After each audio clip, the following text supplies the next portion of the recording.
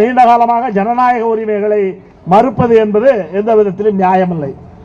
இன்றைக்கு நாம் நம்முடைய கோரிக்கைகளை தொடர்ந்து வச்சிருக்கிறோம். நான் கோரிக்கைகளை பூரா முழுமையாக விளக்கி சொல்ல விரும்பவில்லை. எல்லா கோரிக்கைகளும் உங்களுக்கு தெரியும். இப்பொழுது கூட பத்திரிகை நிருபர்கள் எல்லாம் கேட்டார்கள். நீண்ட காலமாக நம்முடைய கோரிக்கைகளை எல்லா பத்திரிகை நிருபர்களுக்கும் தெரியும், பொதுமக்களுக்கு பூரா தெரியும். அந்த அளவிற்கு கடந்த 10 ஆண்டுகளாக இந்த கோரிக்கைகளை பேசிக் கொண்டிருக்கின்றோம். இதே முதலமைச்சர் எதிர்க்கட்சி தலைவராக இருந்த பொழுது திராவிட முன்னேற்ற கழகத்தின் சார்பாக போக்குவரத்து கழகங்களை சீரமைப்பதற்கு என்று ஒரு குழு அமைத்தார்கள். அந்த குழுவிலே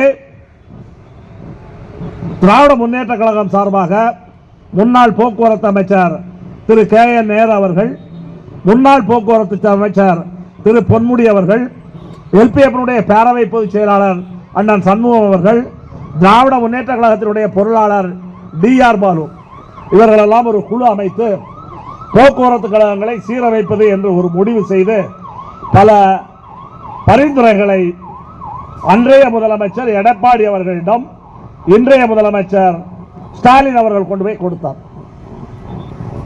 ஆனால் இன்றைக்கு இதே அரசாங்கம் வந்திருக்கிறது. நாம் திராவிட முன்னேற்ற கழக அரசாங்கத்திடம் பெரிதாக வேறு எதுவும் கேட்கவில்லை.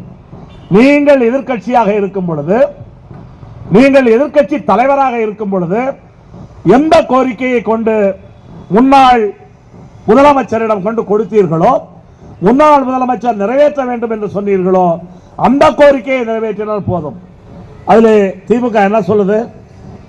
ஒப்பந்தம் போட்டால் ஒப்பந்தத்திற்கான முழு செலவையும் அரசாங்கம் ஏற்றுக்கொள்ள வேண்டும், போக்குவரத்து கழகத்தில் கேட்கக்கூடாது. இது யார் சொல்லி இருக்கிறார்?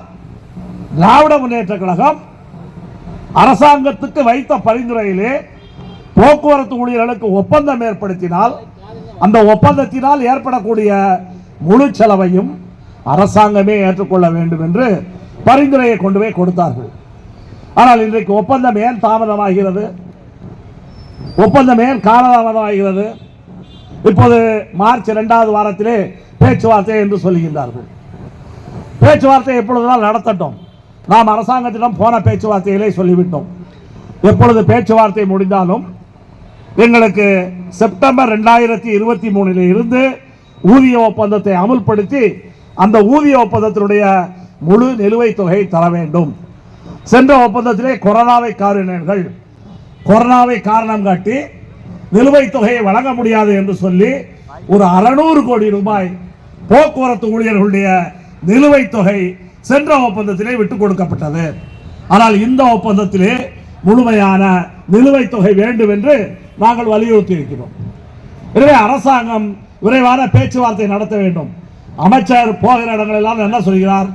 நாங்கள் பே மேட்ரிக்ஸ் கொடுத்தோம், அதிகமான சம்பளத்தை கொடுத்திருக்கிறோம் என்று சொல்லுகின்றார். நாம் அமைச்சருக்கும் சொன்னோம். இப்பொழுது கூட நாம் இந்த பேச்சுவார்த்தை முடிந்த பிறகு கடந்த 19ஆம் தேதி தமிழகம் முழுவதும் நம்முடைய கூட்டமைப்பு சங்கங்கள் சார்பாக தொழிலாளர் சந்திப்பு இயக்கம் ஒன்றை நடத்தினோம். அந்த தொழிலாளர் சந்திப்பு இயக்கத்திற்கு ஒரு துண்டு பிரசுரம் போட்டிருந்தோம், ஒரு நோட்டீஸ். அந்த நோட்டீஸில் மின்சார வாரியத்திலே என்ன சம்பளம் கொடுக்கப்படுகின்றது, அரசு ஊழியர்களுக்கு என்ன சம்பளம் கொடுக்கப்படுகின்றது, போக்குவரத்து ஊழியர்கள் எந்த நிலையிலே இருக்கின்றார்கள் என்பதையெல்லாம் சொல்லியிருந்தோம். சமீபத்திலே கூட போக்குவரத்து செயலாளரை சந்திக்கும் பொழுது நாங்கள் என்ன சம்பளம் வாங்குகின்றோம், இன்றைக்கு தமிழகத்திலே மற்ற துறை ஊழியர்களை விட குறைவான சம்பளம் போக்குவரத்து ஊழியர்களுக்கு வழங்கப்படுகிறது.